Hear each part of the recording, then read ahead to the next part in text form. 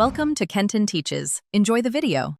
You start by cutting the water supply. This prevents a mess and lets you work safely.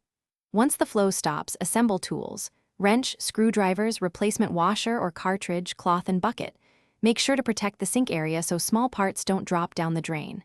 Now remove the tap handle. Sometimes a hidden screw is under a cap, so you can access the valve. Proceed gently. If a part resists, apply steady pressure and avoid stripping fasteners. Once the handle is off, you expose the cartridge or valve stem. Remove it while noting its orientation and order of any small parts. You do this because correct reassembly depends on the exact placement. Inspect O-rings, washers, and the valve seat for wear or mineral deposits. These cause leaks. Clean with vinegar or a gentle descaler and a brush, then compare parts to new spares. If rubber is cracked or metal is corroded, replace those pieces now to restore a reliable seal.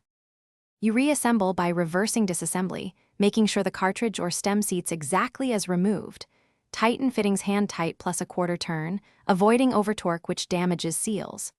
Once done, open the shutoff slowly and watch for leaks as pressure builds. Run the tap for about 2 minutes to flush debris and confirm smooth operation. If a drip persists, make sure the washer or seat matches the valve and that no grit remains. If necessary, reseat or replace the part and retest immediately. Thanks for watching. Please subscribe if this video was helpful.